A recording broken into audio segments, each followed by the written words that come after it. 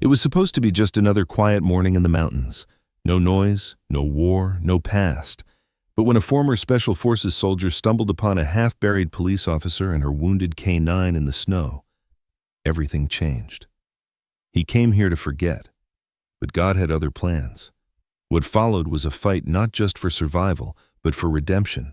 Proof that even in the coldest storms, faith still burns bright. Stay until the end, because this story might just remind you that miracles don't always come from heaven. Sometimes they walk beside us on four legs. Before we begin, tell us where you're watching from, and if this story touches your heart, please subscribe for more soulful stories. The storm had swallowed the mountains whole, the world outside buried beneath a roaring veil of white. Wind howled through the pine ridges like a wounded animal, bending the trees until they creaked like old bones. At the heart of that chaos stood a small log cabin, its lone window glowing amber against the snow, the fragile heartbeat of a man who wanted nothing more than silence. Ethan Ward had been living in that silence for almost 8 months. At 36, he was a man carved by duty and scarred by war. 6 tours as a U.S. Special Operations soldier, countless missions that blurred morality into shades of gray. He was tall and broad-shouldered, with a posture that betrayed his military discipline. His dark blonde hair had grown longer than regulation, brushed carelessly back, and his jaw was rough with a few days' stubble. A faint scar traced from his left temple down to the edge of his cheek, a souvenir from a mission that had ended with more questions than orders. His eyes, gray like the winter sky, carried the weight of men he couldn't save. He had come to Ravens Hollow, Montana, to outrun the echoes. He bought the cabin with cash miles from the nearest town, where the snow muffled even his thoughts. The neighbors, if there were any, kept to themselves. That suited him fine. He spent his days chopping firewood, fixing what broke, and teaching himself to breathe again. But tonight, the storm wasn't a cleansing force. It was a wall of fury, pressing against the cabin as if it wanted to come inside. He stood by the window, mug of black coffee in hand, watching the snow rise higher against the porch railing. The generator hummed low behind the house. Everything was secure, until something flickered in the distance, a faint shadow in the storm. At first, he thought it was the wind playing tricks, but the soldier in him didn't believe in tricks. He put down the mug, grabbed his flashlight and parka, and stepped out into the blizzard. The wind hit like a physical blow. His breath turned to ice in his beard as he trudged forward, boots sinking deep into the powder.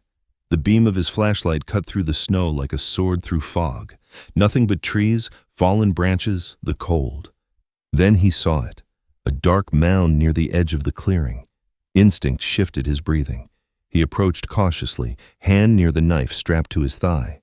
When the light fell over the shapes, he froze. A woman lay half buried in the snow, her hands bound behind her back with coarse rope. Her long dark hair was tangled with frost and blood. She was young, late 20s, maybe 30, with the kind of face that still carried traces of strength even in pain. Her uniform was shredded, the dark navy of her tactical jacket torn open, revealing the faint glint of a police badge on her chest. Her lips were pale blue. Her name patch read, Donovan. Next to her, curled protectively despite the cold, was a large German shepherd, the Ka.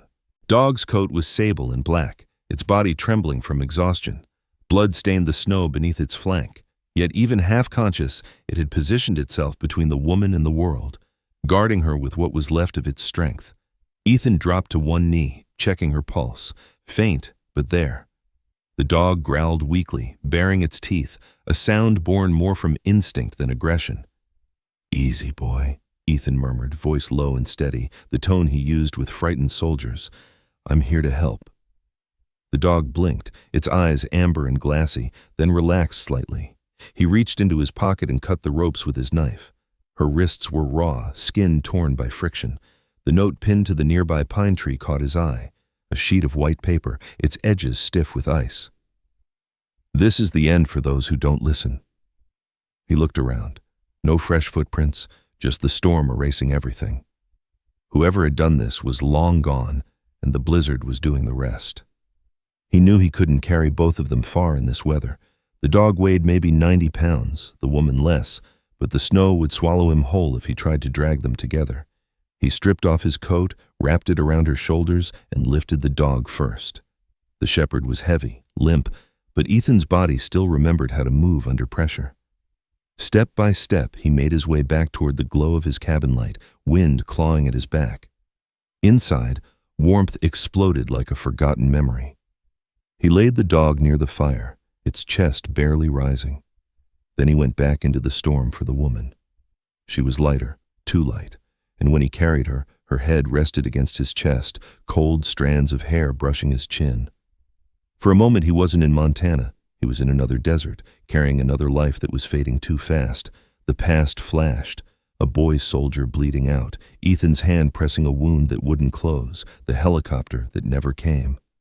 He pushed the thought away, whispering, "Not this time." He shut the cabin door behind him, locking the storm outside.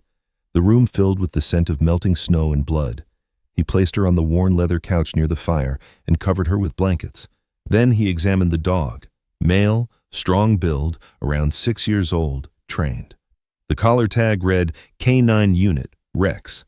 Ethan cleaned the wound along Rex's flank, a bullet graze, deep but survivable, and wrapped it with gauze from his first aid kit. The dog whimpered softly but didn't resist. When Ethan looked into its eyes, he saw something achingly familiar, loyalty beyond logic. He moved to the woman next. He cut away the torn parts of her uniform, revealing bruises along her ribs and a gash above her eyebrow. She had the toned frame of someone who trained for survival, strong shoulders, calloused hands, a life built on resilience. Yet her face, in the flickering light, was fragile in a way that made him forget the noise outside. He dabbed antiseptic on her wounds, murmuring steady words as if she could hear them. "You're safe now. Whoever did this, they won't touch you again." Hours passed. The blizzard howled, battering the windows. Ethan sat between the two survivors, a soldier, a cop, and a dog, all broken in different ways. The fire cracked softly, a heartbeat in the quiet. He watched the woman's chest rise and fall, slow but steady. Rex had drifted into uneasy sleep, paws twitching as if running through a nightmare. Ethan leaned back against the chair, fatigue settling in. He hadn't meant to get involved. Peace was supposed to be simple. Chop wood, drink coffee, sleep alone. But peace never came to men like him. It only disguised itself until something screamed for help in the dark. Outside, the storm raged on. Snow piled against the door, sealing them in. Ethan glanced at the window, and for the briefest moment, he thought he saw movement. A shadow at the edge of the tree line. Then it was gone, swallowed by white. He stared into the darkness for a long while, his instincts prickling to life again. Something told him that whatever had started tonight wasn't over. Morning came slowly, filtered through a fog of silver light. The storm had spent itself in the night, leaving the forest buried under silence. Inside the cabin, the fire had burned low, and the air smelled faintly of pine smoke, antiseptic, and thawed blood. Ethan Ward stirred from his chair, his back stiff from the long vigil. The woman on the couch, Claire Donovan, was still breathing, her chest rising and falling under the blanket. Beside the hearth, the German shepherd named Rex had managed to shift his body closer to her, his head resting on his paws, one ear flicking whenever she exhaled. The man, the woman, and the dog were the picture of fragile survival, bound by a night that had almost ended them all. Ethan poured water into a pot over the fire, watching it hiss into steam. His mind was quiet but restless, like a field after gunfire. He moved with practiced precision, checking Rex's bandage, changing the compress on Claire's forehead, noting every sign of improvement or decline. The soldier in him could not stop measuring the distance between control and chaos. She was warm now, but her pulse was shallow. Her wrists bore the ugly marks of rope burns. Whoever had tied her had known exactly how to make pain last. As he worked, the sound of boots crunching snow outside made him freeze. Instinct snapped his attention to the rifle leaning by the door. He stepped silently to the window and peered through the frost.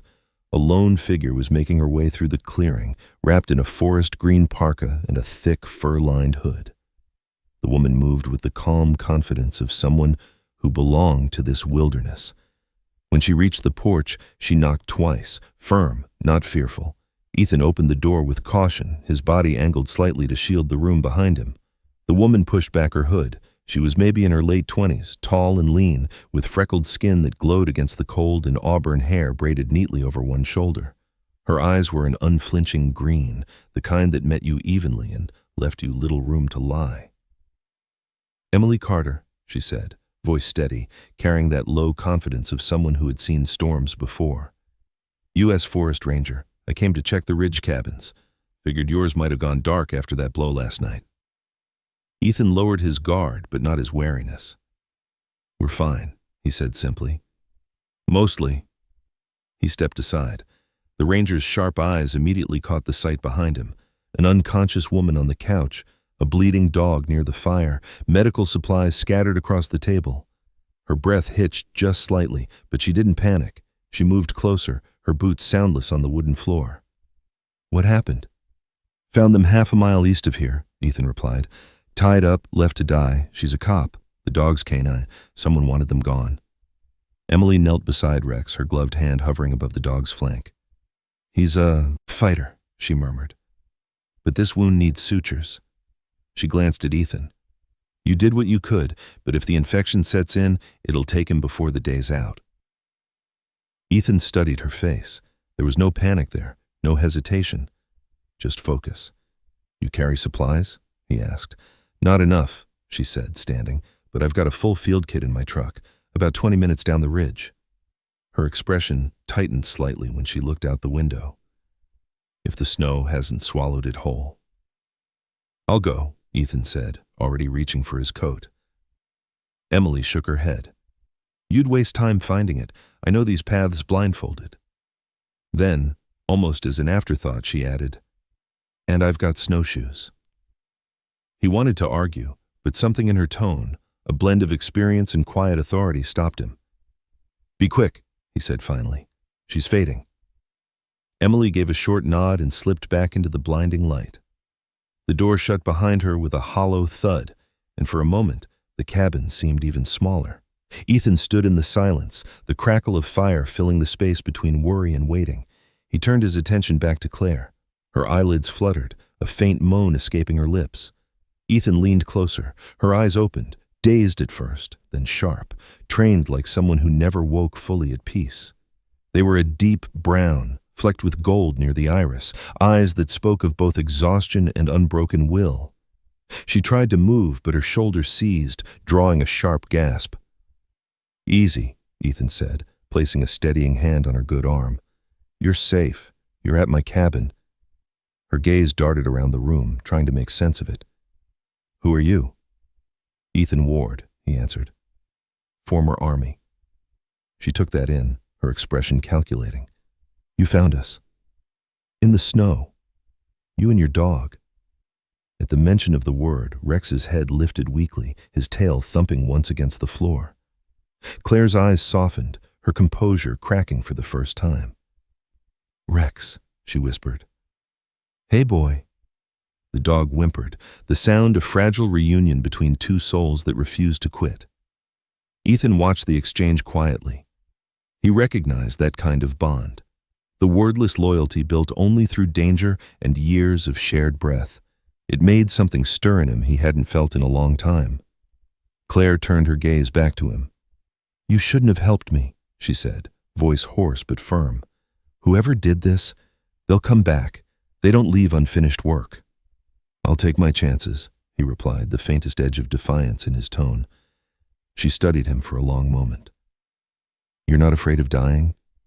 "Already did," he said. "A few times over."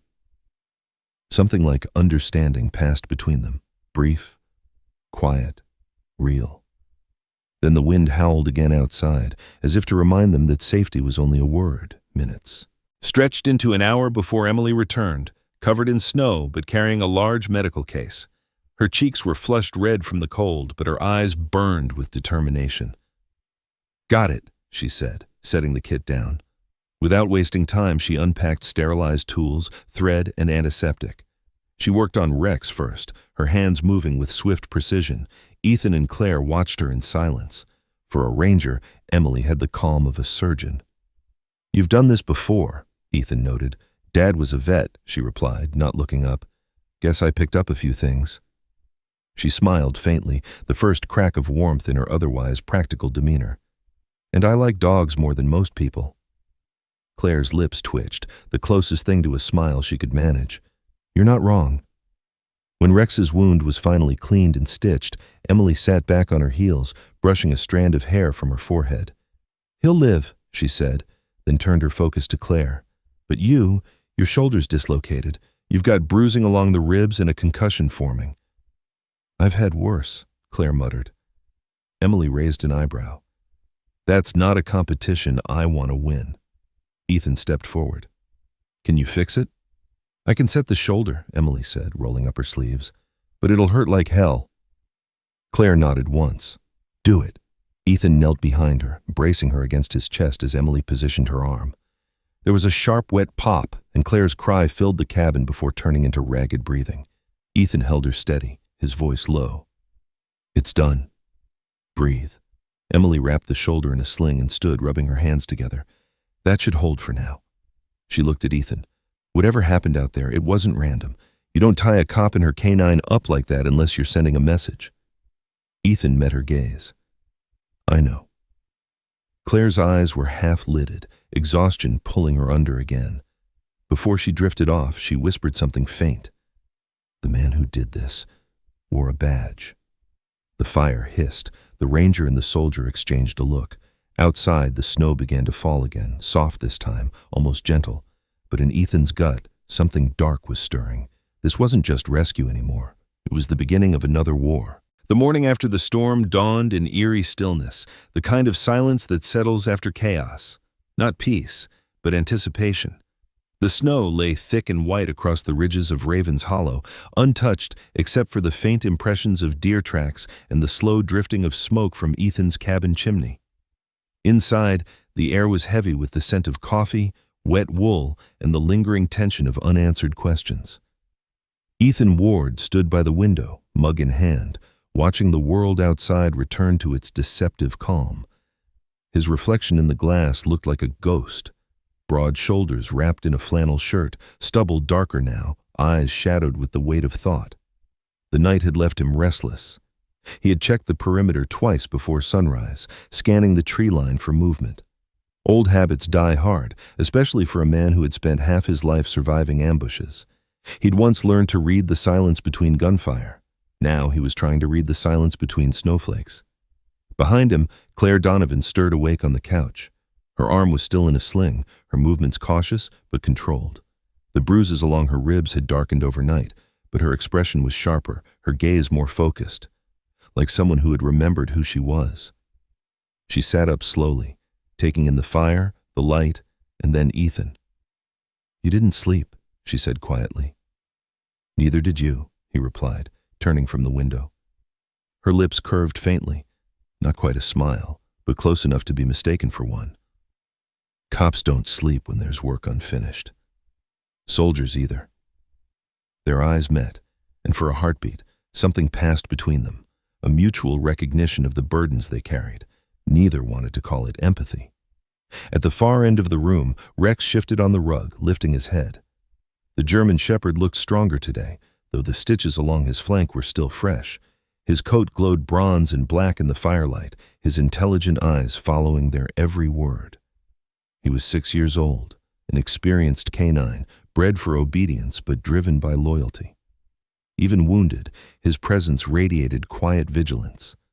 When Claire spoke, his ears perked up. When Ethan moved, his tail twitched once, wary but trusting. Then came a gentle knock at the door. Ethan didn't need to guess who it was. He opened it to find Emily Carter, the ranger, dusted in frost and carrying a folded topographic map under her arm. Her auburn braid was flecked with snow, and her green eyes held the focus of someone who'd been up since dawn. Morning, she said. The storm's cleared. You should see the valley. Looks like the whole world got repainted overnight. Ethan stepped aside to let her in. Claire gave a polite nod. Emily, despite her calm nature, studied the officer carefully. You look better, she said. Thanks to you both, Claire replied, and to him.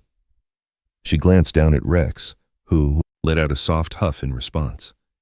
Emily laid the map on the table, smoothing it flat. "We need to talk about what happened," she said. "There's something off about that area east of here. I've found tire tracks, heavy ones, on a service road that's supposed to be closed for years. The snow covered them before I could follow far." Ethan leaned over the map. "Show me." She pointed to a narrow route snaking between two ridges. "Here, about half a mile from where you said you found them. Whoever dumped her there didn't hike in. They drove." Claire's jaw tightened. "That's consistent with what I was investigating," she said. "A smuggling route disguised as maintenance access. They call themselves the Iron Serpents. They use rural law enforcement to clear their paths. Bribes, threats, or both." Emily frowned. "And you were undercover?" Claire nodded. 8 months. I was getting close to identifying their supplier before someone on the inside blew my cover. They took my phone, my notes, everything." Ethan's hand rested on the table beside the map. "Except you." She met his gaze, the firelight catching in her dark eyes. "Barely." Rex whined softly, breaking the tension. Claire reached down, scratching the dog's head gently. "He was hit trying to protect me. They thought they killed him. They left us for the storm to finish." Ethan's jaw clenched. The soldier in him understood that kind of cruelty. "Then we'll find them before they try again." Emily exhaled, her breath visible in the cold air near the door. "If you want to track them, now's the time. The snow's fresh. Every print will stand out until the next storm hits." Ethan nodded once, decisive. "Gear up." Within minutes, he and Emily were outside, the crunch of their boots slicing through the silence. Claire followed, bundled in Ethan's spare parka, her shoulder strapped close to her chest. Rex trotted at her side, slower but determined. The air bit at their skin, clean and sharp. Above them, the peaks shimmered like shards of glass under a pale sun.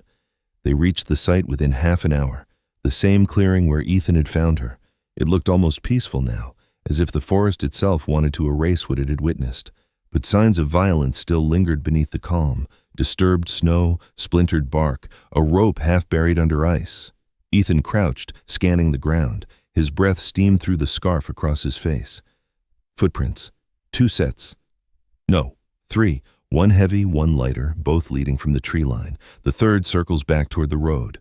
Emily joined him, her gloved hands brushing snow aside. "You were right. These are boot treads from tactical souls, not hunters." Rex's nose was already at work. He sniffed, then growled low, his tail rigid. His body angled sharply left toward the ridge. Ethan followed his line of sight. "He's got something." Rex moved ahead, pawing at a small mound. Ethan knelt beside him and used a stick to brush snow away. Underneath was a glint of metal, a 9mm shell casing. He lifted it carefully, rolling it between his fingers. "Standard issue," he murmured. "But here's the thing. Disciplined crews police their brass. Someone got sloppy." Claire crouched beside him. Or they left in a hurry. "Either way," Emily said, "we've got a trail." They pressed on, following the faint marks toward a copse of aspen trees. There, half frozen against a root, was a scrap of black industrial tape, sticky side clinging to a fragment of cloth. Emily leaned closer, her brow furrowed. "This isn't common tape. Looks like something used to seal shipping crates." Claire's pulse quickened. "I saw rolls of this at a warehouse near Bear Valley, one that supposedly closed last year." The three exchanged glances. The picture was forming, piece by piece, beneath the snow. Then Rex began barking sharply, claws tearing into another drift. Ethan and Claire hurried to him. The dog unearthed a burlap strip, stiff and stained with something dark. Ethan lifted it, his nose catching a chemical tang, bitter and metallic. Emily sniffed the air. "I've smelled that before, near an abandoned mine north of here. I thought it was illegal dumping." Claire's voice hardened. "It's a cutting agent, used in fentanyl processing." For a long moment, no one spoke. The forest around them stood deathly still, as if listening. Ethan finally broke the silence. "They're using the old mine as a base," Emily nodded slowly. "It's remote, off-grid, perfect for smuggling." Claire looked out toward the snowbound hills, her breath trembling. "Then that's where they took everything I had on them, and maybe who's helping them inside the department." Ethan tucked the evidence into a small pouch, his expression unreadable. Then that's where we start. As they turned back toward the cabin, the wind shifted, carrying faint echoes through the trees. It almost sounded like an engine, distant but real. Ethan stopped, scanning the horizon, but the sound faded, leaving only the whisper of snow. He said nothing as they continued down the trail, though his pulse beat faster. Somewhere beyond the ridge, something or someone was already moving, and he knew the hunt had just begun. Dusk fell like smoke over Raven's Hollow, the light thinning through the trees until the forest turned the color of ash. The snow that had glowed gold at noon was now blue-gray, and every sound, every crack of ice, every sigh of wind seemed amplified in the dying light. Ethan Ward moved quietly along the ridge above his cabin, his rifle slung low and his eyes scanning the horizon. The storm had taken the noise away, but not the danger. In his world, silence rarely meant safety. Below, the cabin flickered with a soft amber glow. Inside, Claire Donovan sat near the hearth, sorting through fragments of memory and fear. She had regained her strength faster than Ethan expected. Even injured, she radiated that same quiet determination, the kind that belonged to someone who had fought their way through every failure life could throw. Her face, though bruised, carried a sharp kind of beauty, fierce in its resolve.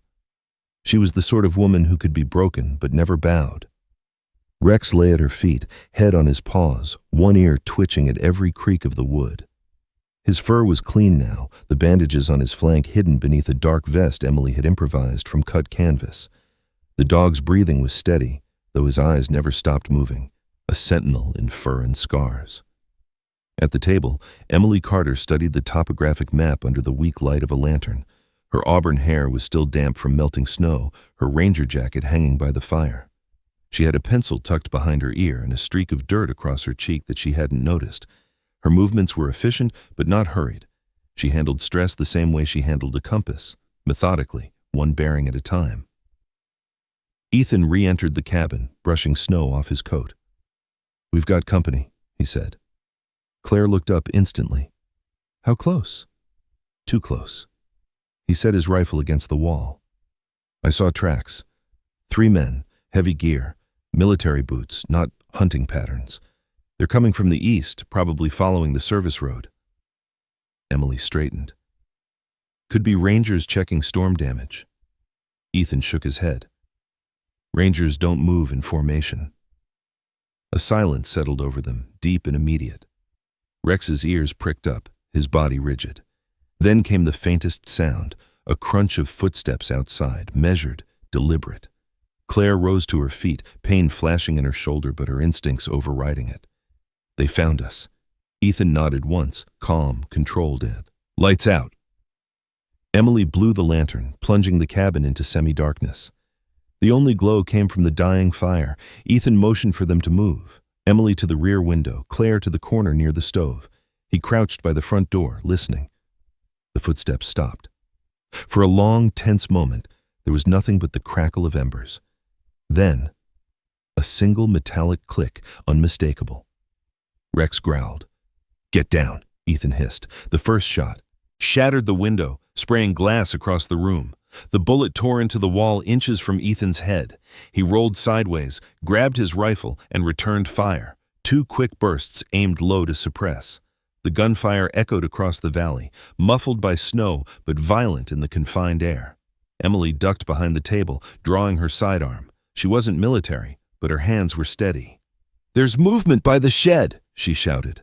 Claire pulled her Glock from her belt, a weapon Ethan hadn't even realized she still had.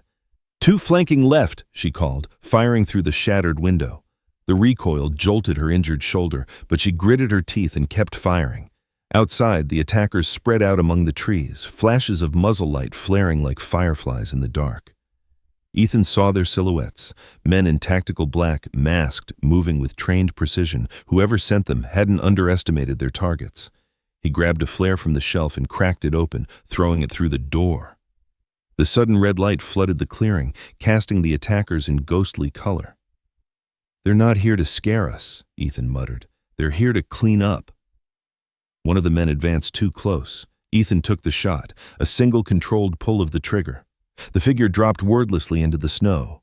Claire turned toward him, jaw tight but eyes steady. There was no fear there, only the grim acceptance of what survival required. "Rex, stay," she commanded, but the dog was already on the move. He lunged through the open doorway, a blur of muscle and fury. The sound that followed, the deep guttural growl of a K9 in defense mode, cut through the gunfire like thunder. Ethan saw Rex tackle one of the masked men, knocking him backward into the drift. The man screamed, his rifle falling uselessly from his hand. "Damn it!" Ethan hissed, bolting after the dog. The cold hit him like a slap. He ducked behind a pine trunk just as another burst of gunfire splintered the bark above his shoulder. He fired back twice, then dove into the snow beside Rex. The shepherd stood over the fallen man, growling low, eyes wild with adrenaline. Ethan checked the body, alive barely. From the cabin, Emily shouted, "More incoming! I count 2, maybe 3!" Ethan dragged the wounded attacker behind cover. "We need answers," he muttered, stripping off the man's mask. Beneath it was a young face, barely 30, clean-shaven, eyes glazed with both pain and hatred. No insignia, no ID. But the kind of tactical gear issued only to specialized units. Claire joined them, snow up to her knees, breath sharp in the air. She crouched beside Ethan. "Recognize him?" Ethan's eyes narrowed. "No, but the patch on his vest, look. A small insignia stitched near the shoulder, a coiled serpent around a lightning bolt." Claire's stomach turned cold. "Iron serpents, they know I'm alive." Ethan's reply was a whisper. "Then they know about me now, too." Before either could say more, a new sound rose above the wind. The low growl of an engine, closer this time. Headlights flickered through the trees. "They've got backup," Emily yelled. "Inside, now!" Ethan ordered. They sprinted for the cabin, bullets whistling past. Rex ran beside them, limping slightly but refusing to slow. As soon as the door shut, Ethan shoved the table against it. "Emily, back window. Any escape route?" "There's a drainage ditch behind the ridge," she said. "It leads to the stream bed." "Too exposed." Ethan loaded another magazine. "We hold here." Claire looked at him, her face pale but steady. "If they take us alive, we won't make it off this mountain." Ethan met her gaze, that same unspoken understanding again. "Then, we don't let them." For 10 long minutes the firefight raged. Bullets tore into wood, sparks danced off the iron stove, smoke filled the air. The attackers tried to rush the door twice. Both times they fell back under the precision of Ethan's rifle and Claire's handgun. Emily reloaded with quiet efficiency, moving from cover to cover, her ranger instincts keeping her alive. Finally, as suddenly as it began, the gunfire stopped. Only the wind remained. Ethan stayed low, listening. Then a muffled cry from outside. Pain, frustration, someone retreating. Another shouted order. Engines revved, tires spun in snow, and the sound faded into the trees. He waited another minute before lowering his weapon. "They're gone." Claire exhaled slowly, the weight of the night pressing down on her. "Not for long," she said. "They'll regroup, and when they do, they won't make the same mistake twice."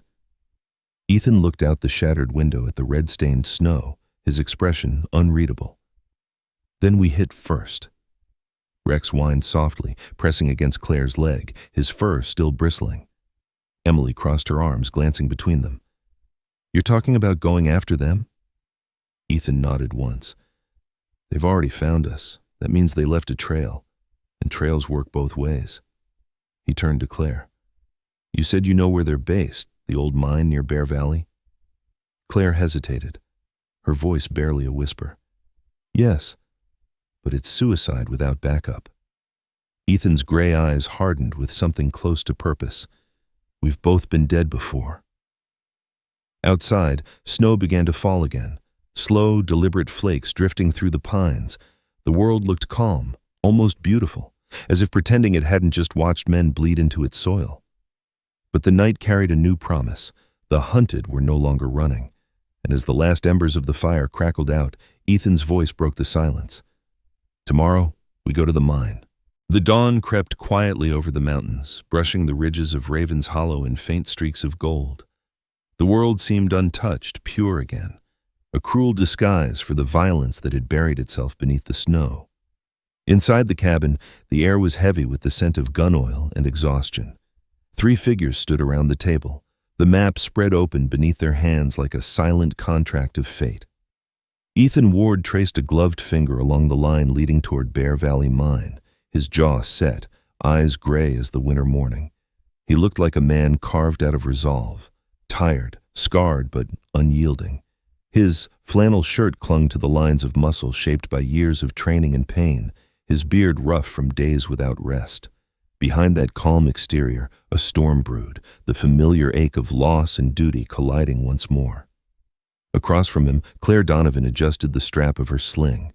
Her face had healed just enough to reveal the strength underneath the bruises, cheekbones sharp,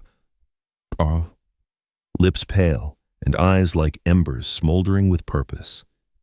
Her uniform jacket hung loosely around her frame, patched where bullets had torn it, yet she stood with the quiet dignity of a soldier's daughter.